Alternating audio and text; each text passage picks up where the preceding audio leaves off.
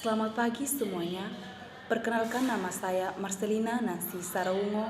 Saya mahasiswa Ilmu Keperawatan semester 6 di Stikes Wirausaha Yogyakarta.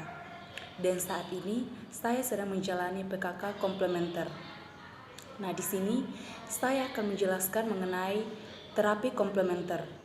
Jadi yang dimaksud dengan terapi komplementer ialah sebuah kelompok dari macam-macam sistem pengobatan dan perawatan kesehatan, praktik, dan produk yang secara tidak langsung menjadi bagian dari pengobatan konvensional.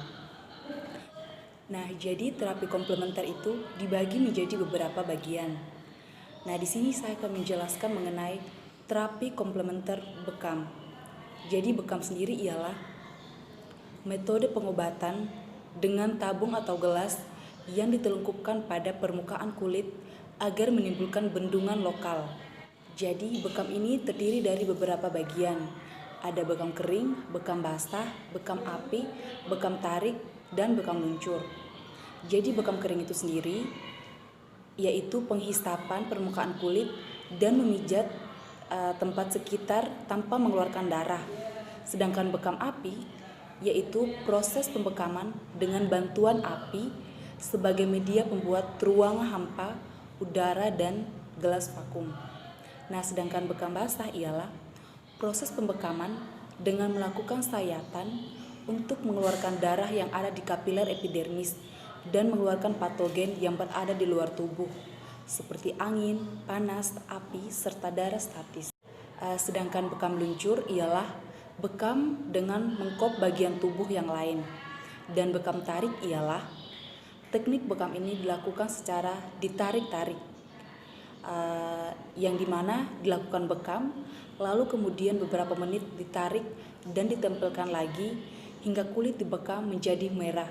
Jadi kop atau gelas tadi itu ditempelkan pada bagian kulit dan ditarik dan ditempelkan lagi hingga kulit yang dibekam tadi itu menjadi merah. Nah, di sini saya akan menjelaskan juga manfaat dari terapi bekam basah. Yang pertama ada ekskresi sebagai ekskresi. Jadi dengan melakukan terapi bekam basah ini dapat mengeluarkan hidrofilik dan hidrofobik. Yang kedua sebagai detoksifikasi. Nah, dengan terapi bekam basah ini dapat membersihkan darah dari berbagai macam racun. Yang ketiga sebagai metabolik. Nah, dengan terapi bekam basah ini dapat meningkatkan perfusi sel sekunder sehingga meningkatkan sirkulasi kapiler dan menghilangkan palkue pada vaskular. Nah, yang keempat ini sebagai analgesik. Nah, dengan dilakukan terapi bekam basah ini dapat mengeluarkan zat penyebab nyeri atau dapat mengeluarkan zat yang dapat menyebabkan nyeri. Nah, yang kelima sebagai antihipertensi. Nah, dengan dilakukan terapi bekam basah ini dapat mengeluarkan kelebihan cairan intravaskular. Nah, selanjutnya saya akan menjelaskan mengenai interval terapi bekam basah atau jarak antara bekam satu dan bekam berikutnya. Menurut Maji 2011, interval atau jarak terapi bekam basah antara bekam satu dengan bekam berikutnya itu 15 hari. Kenapa harus 15 hari?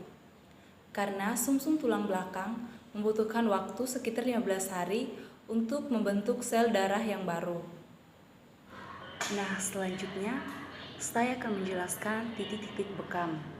Nah, yang pertama di puncak kepala. Nah, lokasi titik ini berada pada bagian ubun-ubun kepala dan bermanfaat untuk mengatasi penyakit vertigo, migrain, dan sakit kepala menahun. Dan yang kedua berada di dua urat leher. Nah, lokasi titik ini berada pada samping kiri dan kanan leher di belakang. Nah, yang ketiga di punduk, di mana lokasi titik ini berada di ujung tulang belakang torakal 1-3 dan ini bermanfaat untuk penyakit sekitar kepala. Dan yang keempat berada di bahu kiri dan kanan, dan titik ini berada di pundak atau di bahu kiri dan kanan, dan ini sangat bermanfaat untuk hipertensi, nyeri bahu, dan stroke. Yang kelima berada di dua jari di bawah pundak. Jadi di bawah pundak dua jarinya lagi. Nah, ini bermanfaat untuk penyakit bronkitis, batuk, sesak nafas, asma, stroke dan ASI kurang. Dan selanjutnya berada di belikat kiri dan kanan. Nah, titik ini bermanfaat untuk pasien yang dengan gangguan paru, gangguan jantung, gangguan pernafasan, stroke, dan masuk angin. Selanjutnya, itu berada di betis. Nah, titik ini berada di betis kiri dan kanan. Titik ini bermanfaat untuk mengatasi asam urat, kesemutan, pegal-pegal, dan stroke. Nah, ini yang terakhir berada di pinggang. Dan titik ini berada di pertemuan otot maximus dengan gluteus medius, bawah kiri dan kanan. Dan ini bermanfaat untuk masalah gangguan ginjal, sakit pinggang, haid tidak lancar, dan susah buang air kecil.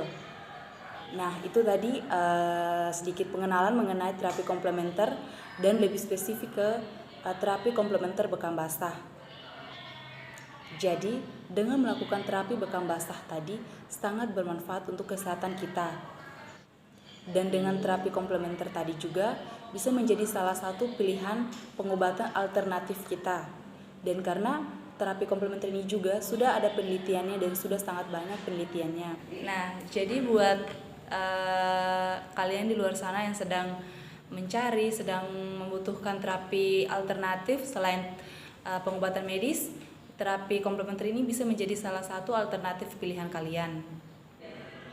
Jadi begitu saja dari saya. Sekian dan terima kasih. Semoga ini bermanfaat untuk orang-orang luar sana. Selanjutnya saya akan menampilkan contoh terapi bekam basah.